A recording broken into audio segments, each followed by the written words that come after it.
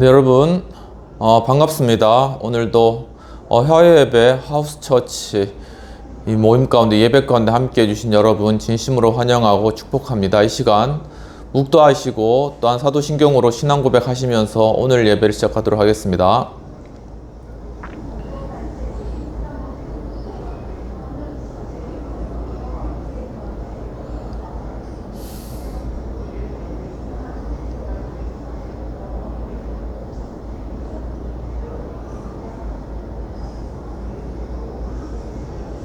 전능하사 천지를 만드신 하나님 아버지를 내가 믿사오며 그 외아들 우리 주 예수 그리스도를 믿사오니 이는 성령으로 잉태하사 동정녀 마리아에게 낳으시고 본디오 빌라도에게 고난을 받으사 십자가에 못 박혀 죽으시고 장사한 지 사흘 만에 죽은 자 가운데서 다시 살아나시며 하늘에 오르사 전능하신 하나님 우편에 앉아 계시다가 저리로서 산자와 죽은 자를 심판하러 오시리라. 성령을 믿사오며 거룩한 공예와 성도가 서로 교통하는 것과 죄를 사하여 주시는 것과 몸이 다시 사는 것과 영원히 사는 것을 믿사옵나이다. 아멘.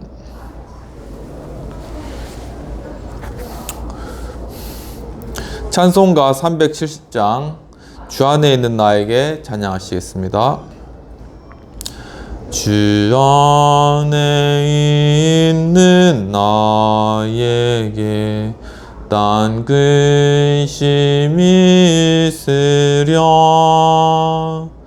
십자가 밑에 나가 내 짐을 풀었네. 주님을 찬송하면서 할렐루야 할렐루야 내 앞길 멀고 험해도 나 주님만 따라가리.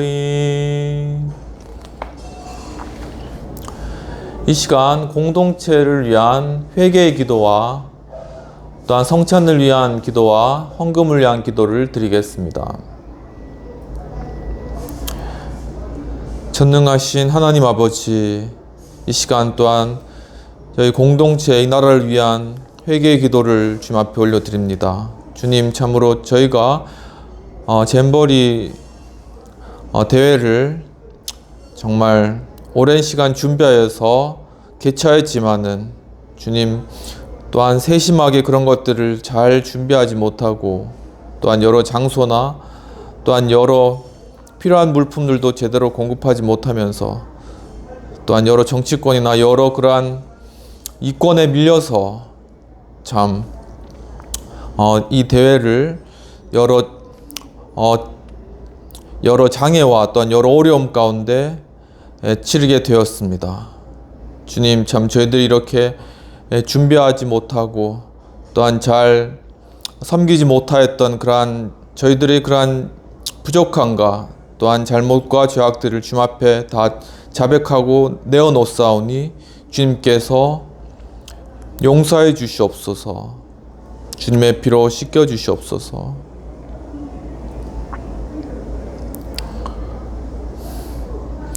이 시간 예수 그리스도께서 우리의 죄를 용서하십니다.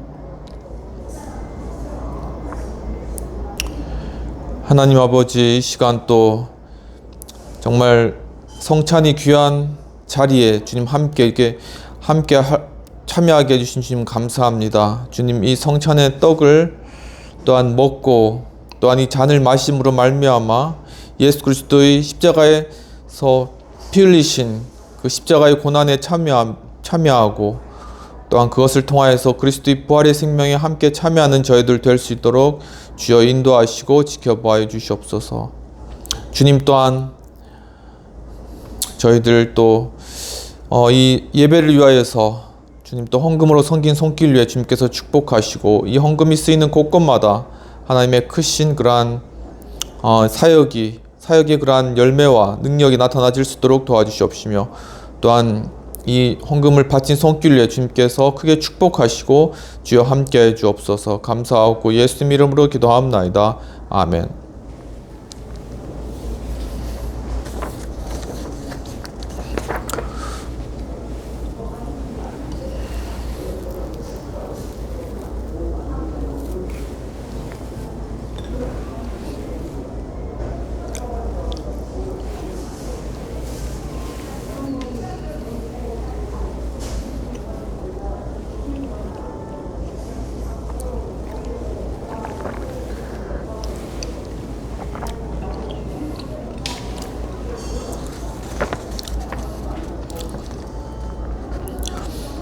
이 시간 말씀 받도록 하겠습니다. 오늘 말씀은 여호수아 1장 10에서 18절까지의 말씀이 되겠습니다.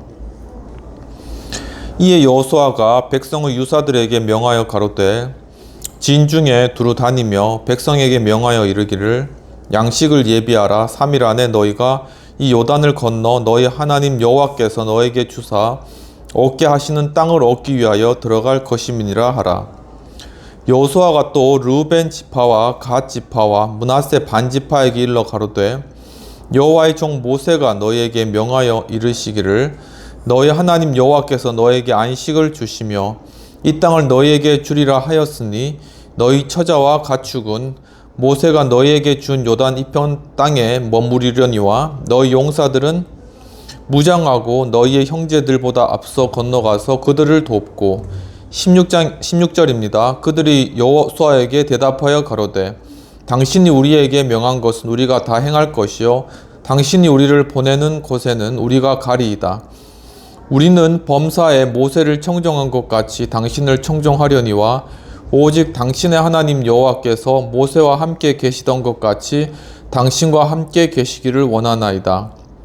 누구든지 당신의 명령을 거역하며 무릇 당신이 지키시는 말씀을 청종치 아니하는 자 그는 죽임을 당하리니 오직 당신은 마음을 강하게 하시며 담대히 하소서.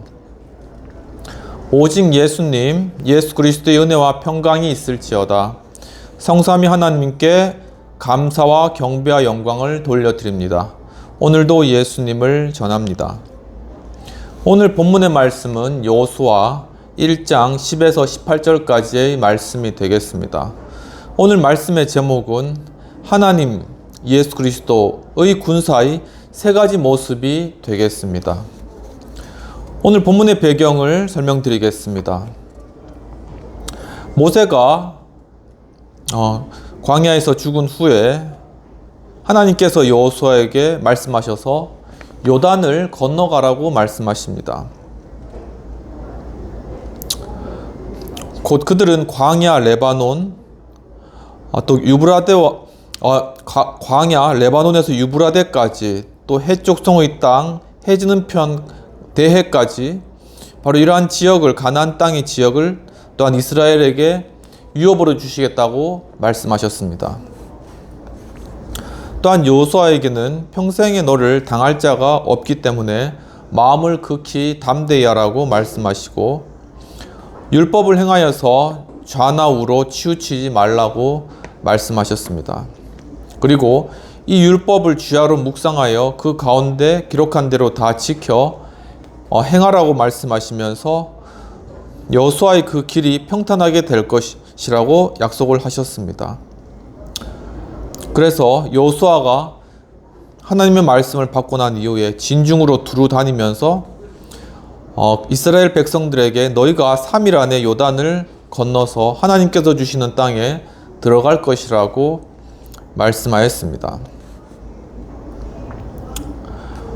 또한 르우벳 지파와 갓 지파와 므낫세 반 지파에게 말씀하기를 처자와 가축은 이 편 땅에 두고 너희는 용사같이 무장하여서 앞서 나아가라고 이야기를 하였습니다. 왜냐하면 르우벤 지파와 갓 지파와 므낫세 반 지파는 요단강을 건너기 전 그 땅에 이스라엘이 그 땅을 점령하였는데 그 땅이 살기에 좋아 보였기 때문에 우리들은 이 땅에 거하겠다라고 이야기를 모세에게 하였습니다.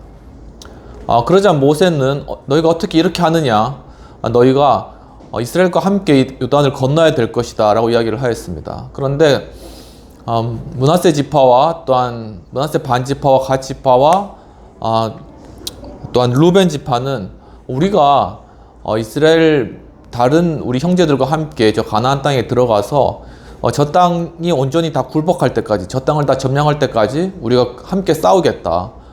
그리고 우리가 다 끝나고 난 후에 우리가 다시 돌아와서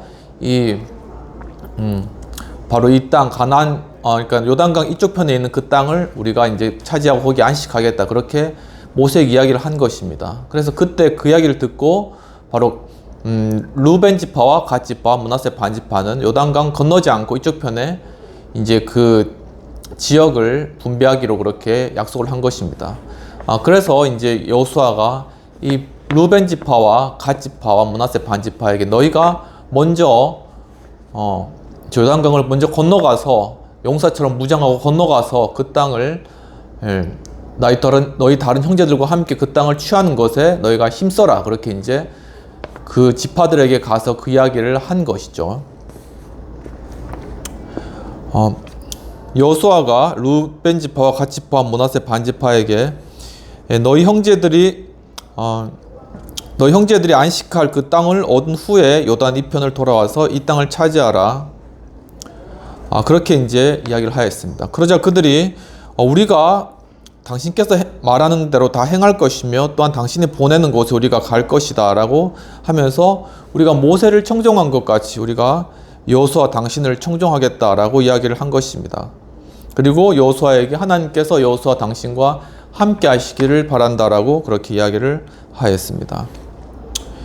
이와 같은 오늘 말씀의 여호수아의 그런 요단강을 건너가기 전에 바로 이스라엘 민족을 무장시키고 준비시킨 그러한 과정들을 통하여서 오늘 우리가 하나님 즉 예수 그리스도 그분의 군사로서 우리가 갖추어야 될 그러한 모습 세 가지는 무엇인지를 오늘 살펴보도록 하겠습니다. 첫 번째로 하나님의 군사로서 우리가 갖춰야 될 모습 첫 번째로는 용사들은 무장하라고 여호수아가 이야기하였다라는 것입니다. 원문 14절에 보면 너희 처자와 가축은 모세가 너희에게 준 요단 이편 땅에 머무르려니와 너희 용사들은 무장하고 너희 형제들보다 앞서 건너가서 그들을 도우라 라고 그렇게 말씀을 하고 있는 것입니다. 이와 같이 하나님 중 예수 그리스도 그 말씀으로 무장된 바로 그러한 상태가 되어야 된다. 즉 하나님의 군사로서 우리가 그 땅, 가나안 땅, 약속의 땅을 차지하기 위해서는 바로 하나님의 그 말씀으로 하나님께서 말씀하시는 대로 순종하면서 그 말씀으로 우리를 무장시켜야 된다는 겁니다. 원문 14절에서 무장하다라는 것은 원어로 하무심이라는 그러한 단어입니다. 그 뜻은 어떤 무기를 가지다, 그리고 어떤 무기를 또한 사용하다, 그리고 그러한 무기를 사용함으로 우리가 어려움에 대비하다, 그러한 의미가 있습니다.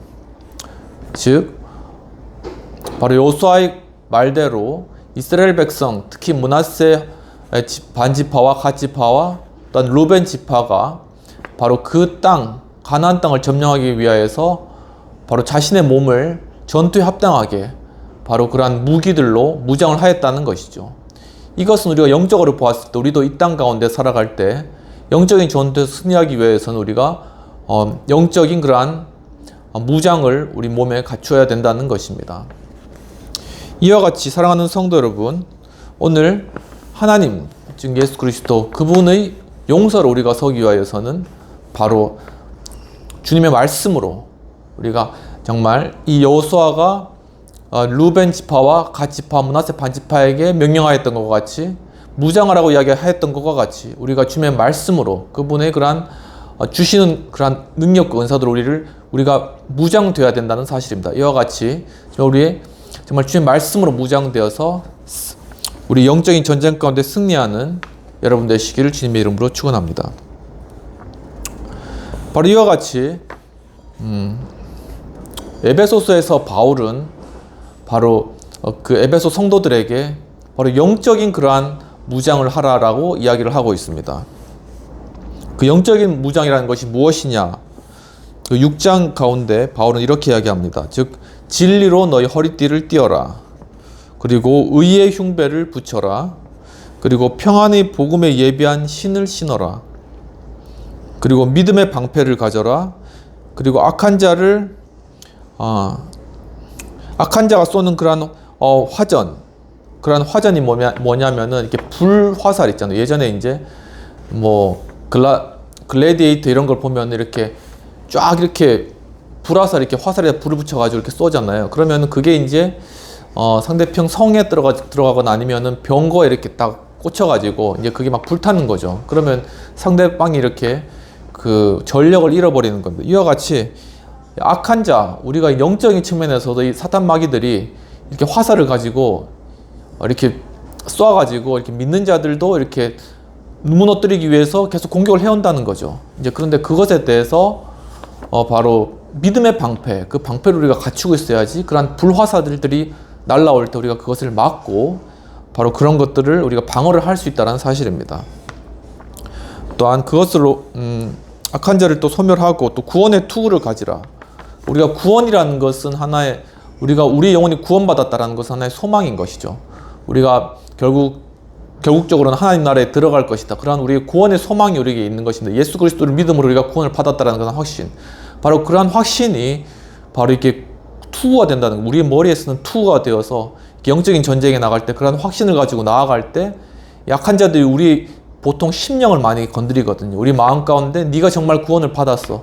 네가 정말 이렇게 정말 그런 크리스찬이야? 이런 식으로 계속 송사가 들어오는 겁니다. 그런데 우리가 구원의 확신을 가지고 구원의 믿음을 가지면은 내가 예수 그리스도를 비록 내 자신은 부족하고 죄가 많은 그런 존재이지만 예수 그리스도께서 우리를 구원하시고 바로 그분께서 나를 건져주셨기 때문에 그 믿음으로 내가 구원을 받을 수 있어. 이러한 확신을 우리가 가지면은 바로 그런 어떤 우리 마음껏의 의심, 그리고 공격, 그리고 우리 낙심케 하는 것, 의기소침하게 하는 그런 모든 악한 생각들로부터 바로 우리가 보호를 받을 수 있다는 거죠. 그래서 여기 구원의 투구를 쓰라라는 그런 표현을 바울이 이야기를 하고 있는 것입니다. 또한 성령의 검, 곧 하나님의 말씀을 가지라라고 이야기를 하고 있습니다.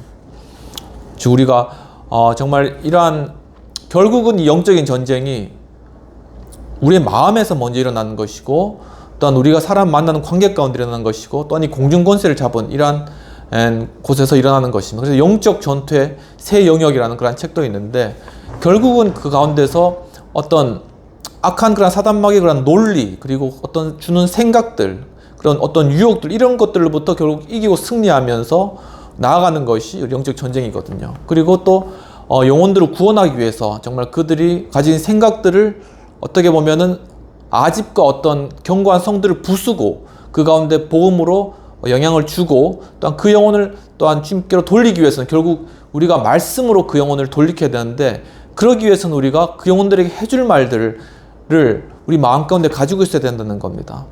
그래서 항상 이제 바울도 너희가 두려움으로 너희 구원을 이루고 너희 소망에 관한 것을 묻는 자들에게 너희 대답할 것을 항상 예비하고 준비하라는 것 같이 그렇게 우리가 이제 삶을 살아가다 보면 우리에게 정말 우리의 삶을 물어오는 사람들이 있습니다. 그런데 그때 그분들에게 정말 우리가 말씀으로 또한 우리의 어떤 준비된 것들로 그들에게 전파를 해줄 수 있어야 된다는 것이죠. 이와 같이 우리가 말씀을 갖추어야 되는데 그런 말씀을 갖추기 위해서는 항상 말씀을 읽고 또한 공부를 할 뿐만 아니라 말씀을 또 암송하고 중요한 말씀들은 암송하고 그런 것들을 우리 마음 가운데 먼저 내 자신이 보호받기 위해서 사용하고 또한 다른 사람들을 또한 주님께 돌리기 위해서 그런 것들을 사용하고 그렇게 자유자재로 우리가 뭐 이렇게 중국 영어 보면 쌍절곤도 사용하잖아요. 막 이렇게 자유자재로 막 이렇게 움직이잖아요. 그렇게 그리고 이제 또 이제 무협 영화 같은 보면 칼을 마음대로 막 사용하고 막 던졌다가 다시 받기도 하고 막 그러잖아요. 그 스타워즈 같은 거 봐도 이렇게 광선 건물 이렇게 포스를 상해서 딱 잡잖아요. 그래서 그걸 막 휘둘러가지고 이기잖아요. 이런 것처럼 이렇게 말씀을 자유자재로 그렇게 사용할 수 있는 그런 능력들을 우리가 길러야 된다. 그런 것들을 기르기 위해서는 항상 말씀을 가까이 하고 또 목사님의 여러 분들의 말씀을 듣고 그리고 그것들을 우리 삶 가운데 어떤 적용해보고 실천해보고 이런 것들을 그런 것들을 우리가 잘 훈련되어 있어야 된다는 겁니다. 그래서 결국 훈련으로 되는 제자라고 이야기하는 것이 바로 이러한 말씀 가운데 이런 것들을 계속 훈련하고 말씀을 잘 사용하도록 우리가 준비시키는 바로 그런 제자로서 훈련받는 것이 중요하다라는 것이죠. 그래서 사랑의 교회나 이런 교회 같은 경우에는 뭐 내비게이터나 이런 성경 공부 그런 방법을 사용해 가지고 성도들을 계속 잘 양육시키고 말씀으로 이제 또한 이렇게 암송으로 이렇게 계속 잘 교육시키니까 이제 그분들이 이제 사회적으로 이제 또 다양한 곳에 나아가서 이제 말씀을 사용하는 거죠. 그런 것들. 그러면서 이제 복음을 전도하고 그러니까는 정말 그 가운데서 열매가 있고 그렇게 이제 계속 이제 복음을 전해 나가는 그러한 것들, 그러한 영적인 훈련들이 우리에게 필요하다. 영적인 훈련들이 우리에게 필요한데 우리가 그리스도의 군사로서 이런 것들을 항상 이렇게 연습을 해야 된다는 겁니다. 우리 글래디에이터 봐도 이제 그 용사로 계속 연습을 하잖아요. 그런 것처럼 검투사들이. 우리도 계속 말씀을 사용하고 또한 전도하고 또 이렇게 또한 여러 가지 뭐 찬양, 예배 이런 것들로 계속 우리 자신을 연단시키고 연습을 해야 된다는 것이죠. 이와 같이 또 가장 중요한 것 중에 하나는 또 무시로 모든 기도와 간구를 하며 무시로 기도를 하라고 하였습니다.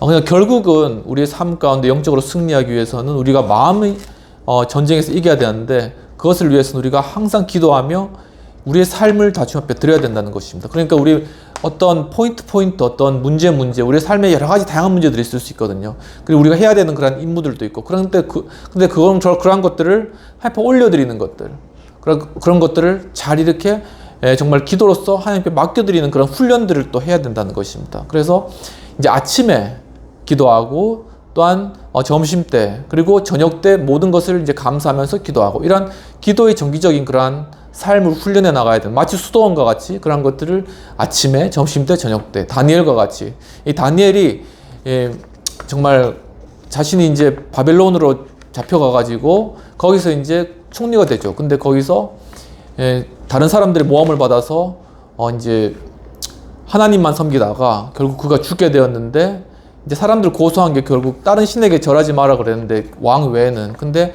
하루에 3번씩 이제 기도를 했다는 것이죠. 이와 같이 결국 다니엘은 이제 사자굴 속에서 살아나지만 이와 같이 정기적이고 규칙적인 그러한 기도의 생활들을 우리가 계속 훈련해 나가는 것 그것도 우리의 영적인 그러한 전쟁 가운데 군사로서 준비되는데 굉장히 중요한 그러한 부분들이라는 것입니다. 이와 같이 하나님 중 예수 그리스도 삼위일체 주님의 용사로 되기 위해서 우리가 갖춰야 될 첫 번째 조건 그것은 바로 우리가 용사로서 무장을 하라라는 것입니다. 즉 하나님 예수 그리스도 그분의 말씀으로 그리고 정말 기도함으로 우리 자신을 무장해야 된다라는 사실인 것이죠. 우리의 삶, 우리의 인생이 정말 이런 수많은 영적 전쟁 가운데 있습니다. 그러한 우리의 삶의 그러한 여정과 우리의 그러한 삶의 순간들을 보여주는 중요한 책 중에 하나가 철로 역정이라는 그러한 책이 있습니다. 철로 역정은 존 버년이라는 분이 쓰신 책입니다. 여러분 잘 아시는 그러한 분도 계실 겁니다. 1627년에서 1688년까지 이 존 버년 이분께서 이 땅에 이제 살아 계시면서 사역을 하셨는데 그분은 대장장의 아들로 이제 태어났습니다. 좀 이렇게 약간 비천한 신분으로 태어나신 것이죠. 근데 이제 어떤 메리라는 여성하고 이제 결혼을 하게 됩니다. 근데 그 메리라는 여성은 그 여성도 가난했기 때문에 뭐 혼수가 없었습니다. 근데 그 여성이 가져온 게 뭐냐면은 혼수 대신에 폭스의 순교사라는 것을 이제 순교사라는 그런 책을 가지고 온 거예요. 그래서 이제 그가 이 책을 읽고 결혼 예물로 가져온 책을 읽고 그때 개혁교회에 이제 충성을 하게 됩니다. 그러면서 이제 그때 한참 이제 영국에서 이제 성공회가 국교죠. 그래서 성공회를 믿지 않는 그러한 어떤 다른 청교도나 다른 사람들을 다 박해하고 감옥에 넣었는데 이제 그때 이제 투옥을 당하게 된 것이죠. 그래서 거기서 존 버년이 12년 동안 투옥 있으면서 12년이면 굉장히 장기적인 형입니다. 거의 최고의 그 형 수준에 해당된다고 볼 수 있겠습니다. 우리나라 형법도 그런 거죠. 12년이면 굉장히 높은 수준입니다. 근데 12년을 이제 투옥을 하면서 거기서 이제 철로 역정을 집필을 한 것이죠. 이와 같이 어떤 위대한 책이 나기 위해서는 거기에 굉장히 어려운 그러한 시간과 그러한 인고의 시간이 필요하다는 걸 우리가 알 수 있겠습니다. 바로 이런 철로 역정 이 책은 굉장히 유명하게 되어서 우리가 유명한 그러한 영국의 그 설교자 황태자라고 불리는 찰스 스펄전 그 목사님께서 철로 역정을 가장 많이 인용한 그러한 책이 바로 철로 역정이 되겠습니다. 간단하게 그 내용을 좀 요약해 드리면은 어떤 한 사내가 이제 어떤 책을 이렇게 받았습니다. 그런데 그 책을 읽고 굉장히 마음 가운데 큰 두려움을 느끼고 자신은 곧 멸망할 것이다. 그런 위기의식을 가지게 된 것이죠. 그래서 그러면서 자기가 어떻게 해야 되나 그러면서 굉장히 고민에 빠졌습니다. 그런데 바로 그 사람의 이름이 무엇이냐면 크리스찬이었다는 것이죠. 그래서 그분이 이제 어떻게 할까 그렇게 고민을 하고 있었는데 어떤 한 전도자라는 분이 나타나셨습니다. 그래서 그 크리스천에게 한 두루마리를 주면서 이 두루마리를 네가 잘 간직하고 그 다음에 바로 진노를 피하라 라고 이렇게 이야기를 해줍니다. 그리고 결국 그 진노를 피하고 천성으로 하늘나라로 가라고 이야기를 해준 것이죠. 그래서 그가 드디어 바로 이러한 철로역정의 길을 떠나는 것입니다. 근데 그때 두 명의 친구가 따라왔어요. 한 명 이름은 뭐냐면 고집쟁이라는 친구고 한 명은 또한 약함이라는 친구가 바로 이 크리스찬을 따라왔습니다. 그런데 먼저 고집쟁이는 조금 가다가 투덜거리면서 난 도저히 못 가겠다고 돌아가고 그리고 이제 약함이라는 친구하고 같이 가다가 절망의 늪이란 곳에 이제 다다르게 됐어요. 이 절망적인 그런 곳이죠. 근데 거기서 약함도 난 너 도저히 못하겠다 하고 그냥 돌아가 버렸습니다. 그래서 근데 여기서 어떻게 이제 빠져나올 수 있을까? 이 크리스찬이 그 도움 그때 이제 고민에 빠졌던 중에 도움이라는 사람이 다가오게 됩니다. 그래서 이 도움이라는 사람이 이 크리스찬을 도와주고 그걸 구원하여 줍니다. 그래서 이 크리스찬은 그 다음에 간 곳이 현자가 사는 도동 마을에 갔습니다. 거기서 가면은 내가 좀 더 구원을 얻을 수 있을 것이다 해서 이제 현자 어떤 똑똑한 사람이죠. 찾아갔는데 도리어 거기 가니까 그 이야기를 들으니까 자기의 짊어진 짐이 더욱더 무거워졌다는 것입니다. 더욱더 무거워지고 더 걸어가기 힘든 그런 상태가 되었습니다. 근데 그때 전도자가 나와서 이제 다시 그에게 충고를 해주었습니다. 네가 좁은 문으로 들어가야 된다. 그렇게 이야기를 해주면서 다시는 그 현자와 같이 어떤 인간의 교훈이나 어떤 도덕을 쫓아서 살아가는 그런 삶을 살지 말고 좁은 문으로 스스로를 그렇게 좁은 문으로 사람들이 가지 않는 그 문으로 가라 이렇게 이제 지도를 해줍니다. 그리고 선이라는 분을 만나서 해설자의 집으로 가세요. 그렇게 이제 그렇게 이야기를 듣고 이제 해설자의 집으로 갔습니다. 근데 그 집에 갔는데 이제 크리스찬이 가니까 이제 거기서 이제 해설자가 이제 자신의 집을 보여주는 것이죠. 그러면서 그 방을 이제 크리스찬이 왔으니까 청소를 하는데 먼지가 굉장히 많이 있었어요. 근데 그 먼지를 막 이렇게 이제 청소를 하는 거예요. 막 청소를 하는데 막 먼지가 막 도리어 더 많이 일어나는 거죠. 그 먼지 일이 뭐냐? 그것이 바로 율법이었다는 것입니다. 그런데 그 해설자가 그렇게 하지 말고 물을 뿌려라 라고 해서 거기 집에 물을 뿌리자 그 율법이라는 것이 먼지가 일어나지 않고 그 방을 다 청소할 수 있다는 거죠. 거기서 이제 이 크리스찬은 또 깨달음을 얻고 그렇구나. 율법으로 구원을 얻을 수 없구나라는 것을 깨닫고 이제 결국 이제 구원의 언덕으로 가게 됩니다. 거기 구원의 언덕에 이제 도달했는데 거기에 이제 빈 무덤이 있었던 거죠. 즉 예수 그리스도께서 부활하신 그 무덤. 바로 그 무덤에 갔을 때 자신의 짐이 스스로 이렇게 벗어지는 거예요. 그래서 그것을 이제 벗어져서 이제 가볍게 되었죠. 그래서 그가 이제 정말 너무나 기쁜 그런 나머지 겸손의 골짜기로 이제 겸손하게 그 골짜기로 나아갔는데 거기서 이제 커다란 괴물 아볼론을 만나게 됩니다. 그런데 이제 그가 아볼론과 만나서 이제 싸우던 중에 영적으로 이제 그러니까 전쟁을 한 거죠. 그래서 거기서 이제 승리를 하고 그리고 또한 믿음이라는 그런 친구를 만나서 갔는데 근데 가다가 허영이라는 그런 시장에 갔어요. 이제 이 크리스찬이 이제 구원을 받은 거죠. 하면서 이제 삶을 살아가는 겁니다. 하지만 또 이 허영과 또한 사치로 가득 찬 그러한 세상으로 온 것입니다. 거기서 이제 빠져가지고 이 크리스찬이 도리어 죽게 된 겁니다. 거기서 허영이라는 시장 가운데 빠져서 죽게 되는데 거기서 이 믿음도 함께 사는데 믿음은 거기서 죽고 결국 이 크리스찬은 살아서 이제 거기서 빠져나오게 됩니다. 근데 그때 소망이라는 친구를 만나게 됐어요. 소망이라는 친구와 함께 이제 그 길을 계속 가는 거죠. 그런데 그가 이제 어떤 갈림길에 나왔을 때 잘못 길을 들어서 의심의 성이라는 곳에 갔는데 그 의심의 성에서 어떤 커다란 절망 거인을 만났습니다. 그 절망만 주는 그런 커다란 거인.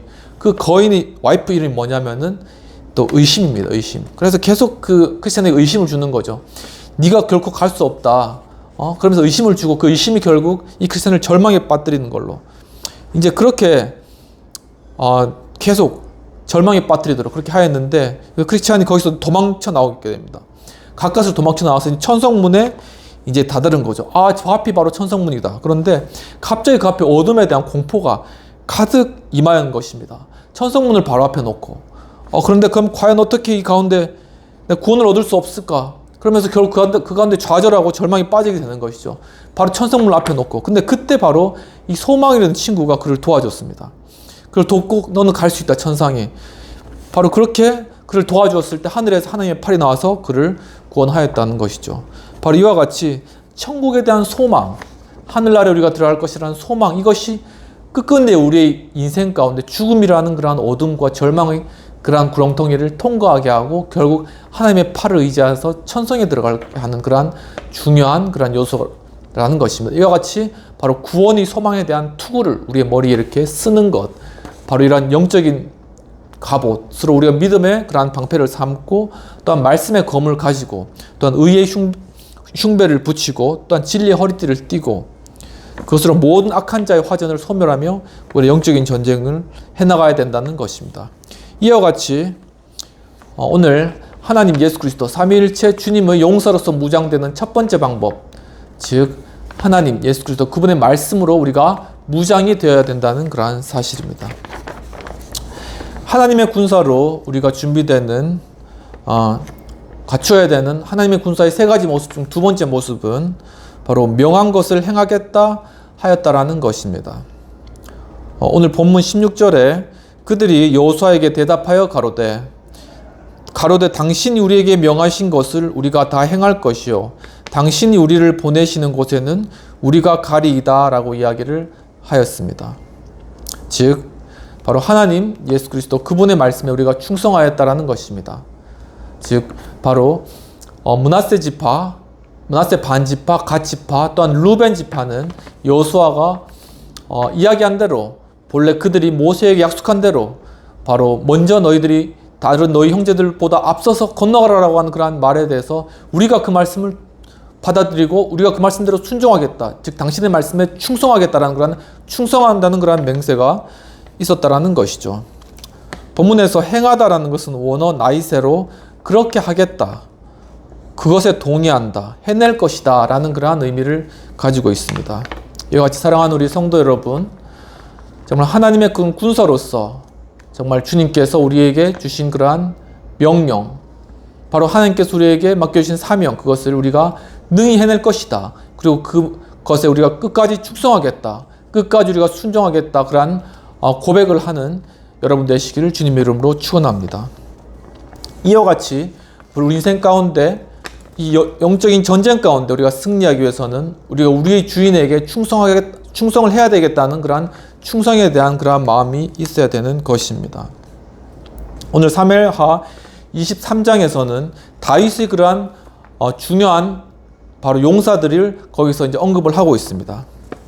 그런데 이 다윗의 그러한 군사들이 얼마나 충성을 했냐면은 다윗이 정말 그 예루살렘을 차지하기 전에 저 베들레헴에 있는 성문 우물물을 먹고 싶다, 그러한 말을 한마디 했습니다. 그런데 다윗의 그러한 세 용사가 그것을 듣고 바로 그 적진을 향해서 달려가서 바로 적들을 충돌하고 그 베들레헴에 가서 그 우물물을 길어서 다윗에게 가져온 것입니다. 그때 다윗이 이것이 너무나 귀한 것이기 때문에 정말 이 물을 내가 마실 수 없다라고 이야기를 하고 이 물을 하나님께 부어드린 것이죠. 이와 같이 정말 하나님의 그러한 용사로서 우리가 이 땅 가운데 주님의 군사로서 주님이 맡겨주신 일을 감당하기 위해서는 정말 우리에게 사명을 맡겨주신 그 주님께 충성하고자 하는 그러한 마음이 있어야 한다는 것입니다. 오늘 사도행전 8장에서도 하나님의 제자가, 예수 그리스도의 제자가 그리스도께서 승천하신 후에 복음을 전파하는 그러한 내용들이 나타납니다. 그 중에 중요한 것이 바로 빌립의 이야기가 나타나는데, 빌립이 성령께서, 하나님의 사자께서 빌립에게 저 광야로 내려가라, 예루살렘으로 내려가서 가사로 나가는 그러한 길로 나아가라고 이야기를 합니다. 바로 그 길은 광야였습니다. 광야, 사람이 가지 않는 그러한 길인 거죠. 아무도 없는 그러한 땅입니다. 거기 가서 무슨 전도를 해? 거기 가서 아무도 없는데 내가 무슨 그러한 일을 할 수 있어? 그런 생각이 들 수 있습니다. 하지만은 성령께서 말씀하신 대로 순종하여서 그 말씀에 충성하여서 빌립이 나아갔을 때 마침 그곳에 에디오피아 내시가 그곳을 지나가고 있었다라는 것이죠.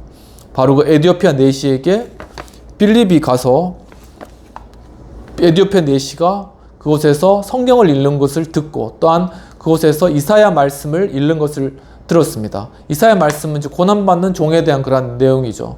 그래서 이사야는 구약인데 그 고난받는 종에 관한 내용은 예수 그리스도를 예표한 그런 내용이 되겠습니다. 그래서 빌립에게 가서 빌립이 바로 에디오피아 내시에 가서 읽는 것이 무엇입니까? 그러니까 이 이사야에 나온 그런 이 고난받는 종이 과연 누구를 이야기하는 것일까요? 그렇게 이야기를 하였습니다. 그때 빌립이 이분이 누구시냐면 예수 그리스도시다 하면서 바로 그 이사야의 말씀부터 시작해서 그리스도에 대한 내용을 쭉 전하고 그리스도의 부활과 승천까지 쭉 전한 것이죠. 그래서 그때 물이 있었는데 에디오피아 내시에게 세례를 받는 것이 어떠냐 그렇게 이야기했을 때 바로 그 내시가 거기서 세례를 받고 바로 거기서 구원을 받는 그러한 일들이 나타나겠습니다. 그 에디오피아 내시는 또 가서 거기서 또 복음을 전하고 또한 정말 당시에는 아프리카 그 땅이 굉장히 이제 신앙적으로 이제 성장해 있었던 그러한 땅인 것이죠. 그것이 바로 그러한 내시가 가서 그 가운데서 복음을 전한 그러한 결과인 것입니다.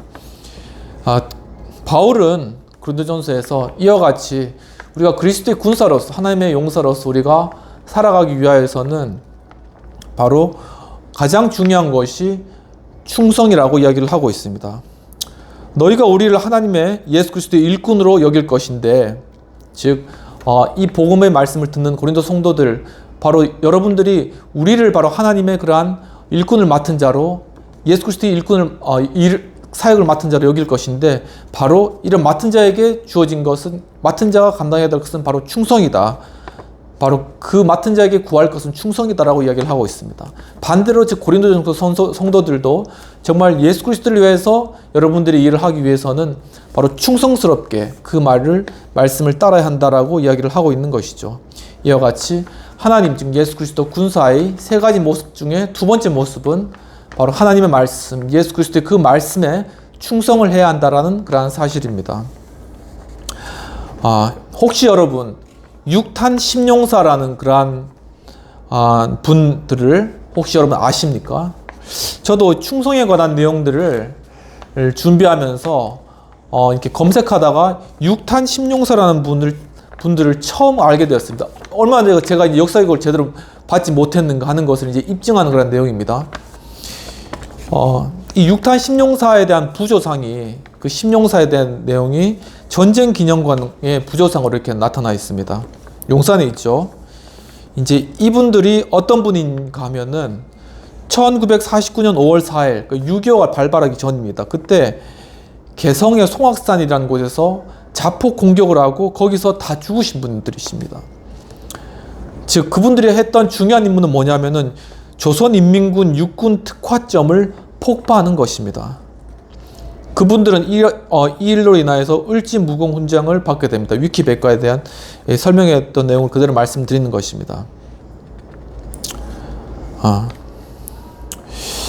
네, 그 내용들 잠깐 설명해 드리겠습니다. 국군 제1사단 제11연대 거기에 이제 하사관 교육대가 있었습니다. 거기에 이제 또 피교육생들이 있었죠. 그리고 그들은 38선의 경비 부대였습니다. 1949년 1월 5일 날 미 7사단이 바로 개성에 관련된 그 지역의 사단 경비를 바로 이들에게 인계를 해 주었습니다. 그 길이는 어느 정도 하면 84km 정도였습니다. 거기에 중요한 거점이 뭐냐면은 송악산 488고지와 292고지가 있었습니다.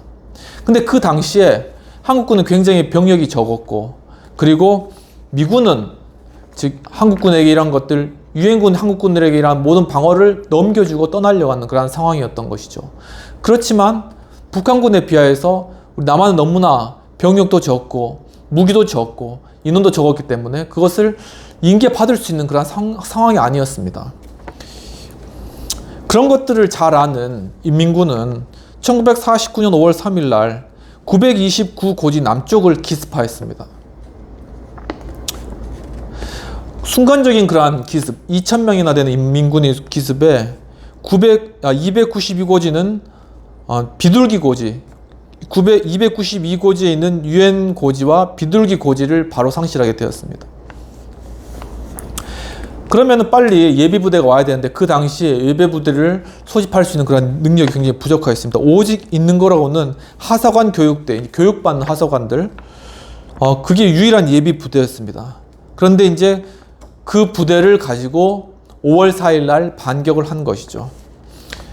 그런데 반격이 굉장히 힘들었습니다. 왜냐하면 인민군들이 특화점이라는 걸 설치했습니다. 특화점은 굉장히 중요한 개념입니다. 특화점은 어떤 역사가 변화하거나 어떤 굉장히 중요한 패러다임이 바뀔 때 나타나는 그런 중요한 시점을 특화점이라고 이야기를 하는데, 여기서 말하는 특화점은 뭐냐면은 바로 인민군들이 설치해 놓은 그러한 어떤 벙커와 같은 것입니다. 그러니까 사방으로 다 이렇게 벙커를 짓고 거기에 조그맣게 문을 열어서 거기에다가 기관총을 설치하는 것이죠. 근데 보통은 이제 그것을 이제 돌로 짓잖아요. 근데 여기서 이제 인민군들이 바로 침략해 들어왔기 때문에 거기에 소나무로 그걸 커다랗게 이제 특화점을 만든 것입니다. 그렇게 해놓고 거기에다가 기관총을 달고 오는 사람들을 다 기관총으로 쏘기 때문에 그 특화점을 폭파하지 않고는 그것을 다시 점령하기가 힘든다는 것이죠. 근데 그때 어떤 일이 일어났냐면은 하사관들이 특공대를 조직했는데 그 중에 박창근이란 분이 먼저 그 특화점 하나에 바로 폭탄을 던지고 산화를 하셨습니다. 그리고 하사관 교육생으로 있었던 9명의 그러한 군사들이 그 특화점을 향하여서 포복으로 기는 거죠. 포복으로 가서 5월 4일 2시에 바로 돌격하여서 바로 그 특화점에 폭탄을 던지고 산화하셨다라는 것이죠. 결국 그 이후에 그 특화점이 폭파되자 유엔군과 우리 국군은 바로 그 지역을 점령하고 우리가 빼앗겼던 그 고지를 탈환하는 그러한 일들을 이룬 것입니다. 바로 그분들의 이름을 이 시간 잠시 말씀드리겠습니다. 먼저 산화하신 분은 박창근, 그리고 서부덕, 그리고 김종해, 그리고 윤승원, 그리고 이희복, 그리고 박평서, 그리고 황금재, 그리고 양용순, 그리고 윤옥춘, 그리고 오재룡이 되시겠습니다. 이 시간 이분들의 희생을 우리가 생각하면서 정말 주님께 정말 이분들의 희생과 같이 지켜진 이 나라가 정말 지금 이 시간 굉장히 위태로운 그런 상황 가운데 정말 이 나라를 그 정신을 통하여서 지켜주시고, 또한 이러한 희생들이 결국 우리 남과 북이 통일되며 정말 이 한반도에 평화가 임하도록 시간 잠시 묵상으로 기도하는 시간 가지도록 하겠습니다.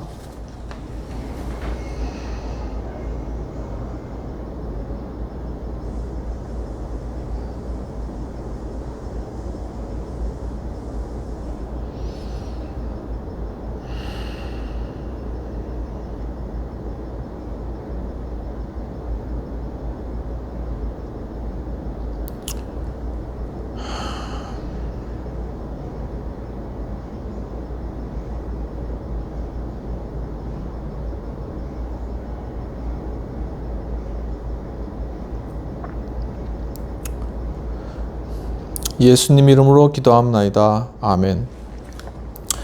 이와 같이 하나님 즉 예수 그리스도 군사된 그러한 모습, 세 가지 중에 두 번째 모습은 즉 하나님 예수님 그리스도 주님의 말씀에 우리를 부르신 분의 말씀에 순종을 해야 한다는 사실입니다.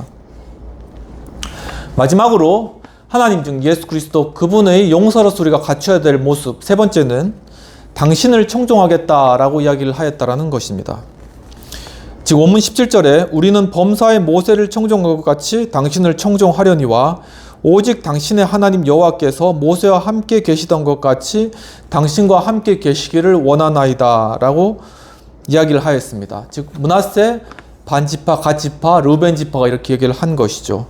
즉 바로 주의 종된 여호수아 그를 이들이 진심으로 섬겼다라는 것입니다. 원문에서 청종하다라는 것은 원어 니스마로 그 뜻은 주의하다, 그리고 귀를 기울이다, 그리고 유의하다라는 그러한 의미가 있습니다. 사랑하는 성도 여러분, 이와 같이 우리가 예수 그리스도 주님의 군사로서 우리가 서기 위하여서 정말 우리의 주님의 종들, 우리를 인도하시는 그러한 분들의 말씀을 잘 듣고 청종하며 섬기는 저와 여러분 되시기를 주님 이름으로 축원합니다. 마태복음 20장에서 예수 그리스도께서 하신 바로 직접적인 말씀이 인자에 온 것은 섬김을 받으려 함이 아니라 섬기려 하고 자기 목숨을 많은 사람들의 대속물로 주려 함이니라고 말씀을 하셨습니다. 이와 같이 예수 그리스도께서 이 땅에 오신 것은 바로 스스로가 우리를 통하여서 섬김 받으시고 어떤 것을 받으시기 위해서 오신 것이 아니라 바로 우리를 구원하시기 위해서 우리를 섬겨주시고 바로 십자가에서 우리 죄를 대속하시기 위해서 십자가에 달려 죽으시고 또한 우리를 구원하시기 위해서 이 땅에 오셨다는 것입니다. 그러므로 그분께서는 그 제자들에게 발을 씻기는 그런 섬김의 모습을 솔솔 보여주셨고 또한 정말 그분께서는 또한 십자가에서 죽으시고 부활하심으로 정말 지금 승천하셔서 하늘 보좌에 계시고 또한 누구든지 그리스도를 믿는 자들을 바로 주님께로 이끄실 수 있는 그러한 주권자가 되셨습니다. 그러므로 우리는 이제는 예수 그리스도를 섬기고 주님을 따라야 될 그러한 바로 주님의 그러한 위치에 우리가 있게 된 것입니다. 바로 이제 우리가 이러한 주님의 복음을 받은 자로서 정말 이제 우리가 받은 그러한 복을 주님 앞에 올려드리고 또한 우리가 주님의 그러한 주신 사랑을 이제 또한 갚아드리고 또한 주님의 복음을 또한 전하기 위해서 우리가 그리스도의 군사로 서야 될 텐데 바로 이 일들 가운데 바울은 바로 그 사랑하는 제자 디모데에게 바로 이렇게 이야기를 하는 것입니다. 누구든지 그리스도의 군사로 모집된 자는 그 생활에 얽매이지 아니하니 이것은 바로 그 모집한 자를 기쁘게 하기 위함이니라고 이야기를 하고 있습니다. 즉 바로 우리를 부르신 분은 바로 주님이십니다. 그렇기 때문에 그분을 기쁘시기 위해서는 우리가 여러 가지 많은 우리의 삶을 위한 활동을 해야 됩니다. 또 직장도 다녀야 되고 또한 우리 가족도 돌봐야 되고 이러한 것들을 해야 되지만은 우리의 이러한 삶 가운데 궁극적으로는 우리가 하나님을 섬기고 또한 하나님께 주님의 나라를 위해서 우리가 헌신하고 섬기기 위해서 우리가 있는 것이지 우리가 어떤 것을 많이 채우기 위해서 또한 우리가 많은 것을 받기 위해서 누리기 위해서 이 땅에 있다는 것이 아닌 우리가 이 땅에 살아가는 것이 아니라는 그런 사실, 우리의 삶의 목적이 바로 그리스도의 군사로서 섬기기 위한 것이라는 사실을 우리가 다시 한번 깨달아야 한다는 사실입니다. 누가복음 17장에서 예수께서는 바로 이러한 섬기는 종의 모습에 대해서 단적으로 보여주십니다. 즉 바로 이렇게 종은 어떠한 사람이 되어야 되겠느냐고 말씀하시면서 바로 이 주인이 종에게 주인이 밖에서 돌아와서 종에게 어떤 명령을 하고 그러니까 종이 주인을 이렇게 섬기는 거죠. 그 명령에 따라서 밥을 주고 발을 씻기고 이런 것을 다 하고 난 뒤에도 그 종은 스스로가 저는 무익한 종이며 저기는 할 것을 한 것일 따름입니다. 저는 할 것을 한 것뿐입니다. 그렇게 이야기를 해야 한다고 이야기를 하고 있습니다. 즉 우리를 무익한 종으로 여겨야 한다는 것입니다. 마치 내가 가치 있는 것처럼 내가 이것을 받을 만한 것처럼 그렇게 교만하게 행한 것이 아니라 저는 이것을 다 이렇게 섬기고 다 이렇게 이런 것들을 다 베풀고도 저는 그렇게 해야 될 만한 그러한 존재입니다. 왜요? 왜 그럴까요? 그것은 바로 우리가 그만큼 더 큰 은혜를 받았고 더 바로 우리가 큰 성경을 받았기 때문에 우리가 이렇게 섬기고 또한 우리가 이렇게 헌신하는 것은 마땅하고 우리가 그렇게 했다고 해서 우리가 전혀 잘난 것도 아니고 우리는 전혀 무익한 종이라는 그런 사실인 것이죠. 이와 같이 하나님 예수 그리스도의 바로 군사로서 우리가 행해야 될 그런 모습은 바로 주의 종을 섬기는 그러한 마음을 가져야 한다는 것입니다. 바로 이러한 섬김, 즉 서번트 리더십이 최근에 좀 우리에게 잘 알려진 그러한 리더십 중에 하나입니다. 노스캐롤라이나 주의 캐피타운의 CIO 니콜 레이먼드 코클린이라는 분이 계시다고 합니다.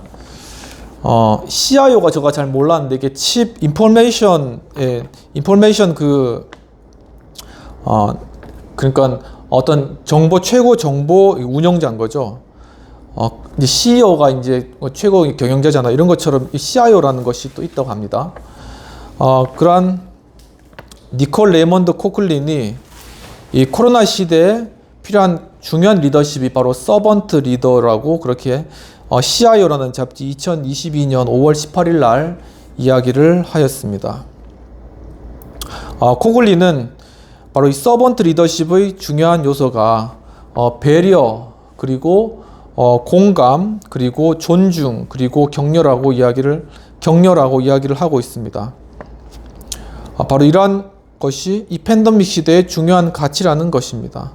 그리고 바로 이러한 가치를 새로운 수준으로 격상할 그러한 필요가 있다라고 이야기를 하고 있습니다. 그는 코로나 기간 동안에 팀즈나 줌이라는 그런 프로그램을 통하여서 사람들의 삶을 좀 더 가까이서 접하게 됩니다. 그리고 그들의 난관과 어떤 스트레스를 목도하게 되는 것이죠. 그러면서 이게 우리 조직에 있어서 어떤 목표를 추구하는 것, 그리고 이윤과 성과를 창출하는 것도 중요하지만은 우리 이 조직 가운데 있는 사람들이 좀 살아가고 좀 숨통 트이고 그리고 좀 인격적으로 존중받는 그러한 조직 문화가 필요하다. 그렇게 이제 공감을 한 것입니다. 바로 이런 서번트 리더십은 어떤 조직의 성공을 목표로 하는 것이 아닙니다. 도리어 직원의 성장과 안녕과 자율성을 중시하는 것입니다.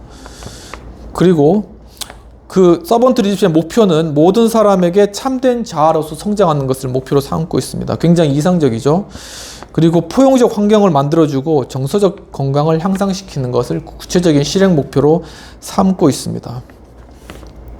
바로 이런 서번트 리더십과 비슷한 리더십이 진성 리더십이라고 2000년도에 나타난 그러한 리더십인데, 거기에서는 진성 리더십의 핵심적인 요소는 투명성, 그리고 윤리성, 그리고 정보 공개, 그리고 의견 수용을 중요한 요소로 삼고 있습니다. 그런데 이 진성 리더십에서 플러스 거기서 공감하는 능력과 자율성이 추가되면서 서번트 리더십이라는 것이 완성되게 됩니다. 이 서번트 리더십은 어떤 봉사하고자 하는 그런 소명을 가지고 어떤 방향을 설정하면서 그리고 사기를 진작시켜주면서 그들을 방임하는 것이죠. 좀 재밌는 부분인데, 그들에게 분명한 목표를 제시하고 그들의 마음을 공감해주고 또한 그들에게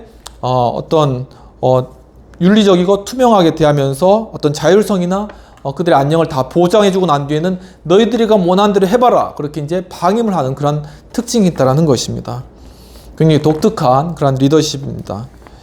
그런데 바로 이렇게 서번트 리더십을 통하여서 이렇게 그런 리더십을 경험한 사람들은 자신이 존중받는 느낌을 가짐과 동시에 정말 진심에서 나오는 그러한 마음으로 조직을 섬기고 또한 조직을 기여해야 되겠다는 마음이 거기서 나타난다는 것이죠. 그러면 그 결과는 결국 더욱더 좋은 성과와 더욱더 좋은 결과로 나타나게 된다는 것입니다.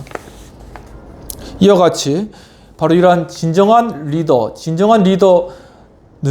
다른 사람들을 군림하고 다른 사람들을 지시하고 명령하는 것이 아니라 도리어 그들을 섬겨주고 그 마음을 알아주고 공감해주고 그들에게 자율성을 확보해주고 또한 그들의 인격을 존중해주면서 그들을 도와줄 때 정말 그들 자신과 인격 자체가 목표가 될 때 그들이 최고의 성과를 이룰 수 있도록 또 그가 다른 사람들을 그렇게 섬겨줄 수 있는 리더로 세워지도록 하는 것이 바로 서번트 리더십이고, 바로 이런 리더십이 섰을 때 바로 그리스도의 군사로서 정말 나를 따르는 자들도 바로 나를 섬김으로 말미암아 바로 하나님께서 원래 목표하신 그 목표, 그 사명을 감당하는 그러한 결과로 나타나게 된다는 그러한 사실인 것입니다.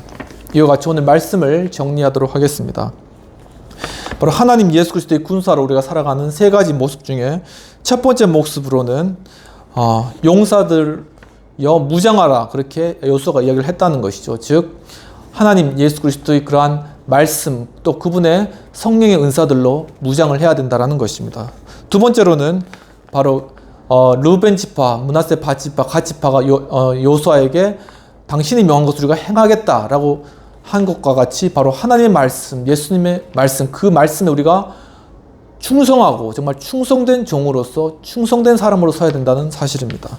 그리고 마지막으로는 므낫세 밧 지파와 또한 갓 지파와 르벤 지파가 여호수아에게 우리가 당신을 청종하겠다, 당신이 말하는 것을 잘 듣겠다, 그리고 그 말은 즉 당신을 섬기겠다라고 하는 것과 같이 우리를 이끄는 그런 주의 종들, 우리가 이끄는 리더들에 대해서 우리가 그들을 잘 섬겨야 된다는 것입니다. 그것을 위해서는 먼저 우리 리더들이, 먼저 리더가 된 자들이, 책임 맡은 자들이 우리를 따르는 자들을 섬겨주고 그들을 보살펴주고 그들에게 자율성을 부여하고 함께 공감해주며 또한 그들과 함께 도울 때 그들이 진정한 섬김과 또한 그들의 진정한 마음으로 조직을 향해서 그들의 성과를 표출할 수 있다는 그러한 내용들을 오늘 다루어 보았습니다. 이와 같이 우리가 정말 그리스도의 군사로서 하나님 말씀에 순종하며 무장되며 정말 우리가 섬김을 실천하는 그러한 저희들 될 수 있도록 이렇게 함께 기도하고 마치도록 하겠습니다. 하나님 아버지, 참으로 오늘 정말 하나님 예수 그리스도 주님의 군사로서 우리가 서기 위하여서 정말 먼저 정말 주님의 말씀으로 우리가 무장되고 또한 정말 주님의 말씀에 우리가 충성하며 또한 주님의 종들을 또한 우리의 리더들을 섬겨야 되는 그런 것들을 우리가 배우게 해주신 은혜 감사합니다. 정말 이와 같이 정말 저희들 삶 가운데 정말 주님의 용사로서 정말 주님의 군사로서 정말 이러한 정말 주님 말씀을 순종하고 정말 청종하며 정말 주님을 섬기며 충성하며 또한 주님 말씀으로 무장되어 정말 주님의 큰 일들을 감당하는 저희들 될 수 있도록 또 우리 모든 삶의 영역 가운데 모든 일들 잘 감당하는 저희들 될 수 있도록 도와주시옵소서. 주님 또한 참으로 이 땅 가운데 또한 여러 질병으로 암으로 또한 여러 정신적인 힘든 것들로 또한 직장생활 여러 힘든 것들로 또한 여러 사람들과의 관계 가운데 힘든 그러한 우리 영혼들이 있습니다. 우리 지체들이 있습니다. 주님께서 보살펴 주셔서 정말 그들의 질병 정말 주님께서 우리를 섬겨주신 그러한 섬김과 그리스도의 십자가에 설리신 그 보혈의 피로 말미암아 정말 우리 질병이 치료되고 암이 치료되며 또한 우리 마음 가운데 또한 정신적인 질환도 치료되고 또한 우리 삶 직장생활의 어려움들이 또한 회복되며 또한 우리의 삶의 관계들이 문제들이 풀어지는 그런 역사가 일어날 수 있도록 도와주시옵소서. 이 시간 예수 그리스도의 크신 은혜와 하나님 아버지의 놀라우신 사랑과 성령님의 감화 감동 역사하심이 정말 주님의 군사로서 주님의 말씀을 따라 말씀으로 무장되며 정말 주님께 충성하며 또한 주의 종들을 섬기며 나아가기를 원하는 정말 우리 하우스처치 그리고 이 영상을 시청하는 모든 분들에게 지금부터 영원까지 함께 하실지어다. 아멘. 오늘 또 좀 긴 시간 부흥회처럼 이렇게 오늘 함께 해주신 여러분 감사하고 좀 긴 시간이지만 참여해 주셔서 감사드립니다. 정말 여러분 그리스도의 강한 군사로서 서서 승리하는 그러한 여러분 되시기를 주님으로 축원합니다. 감사합니다.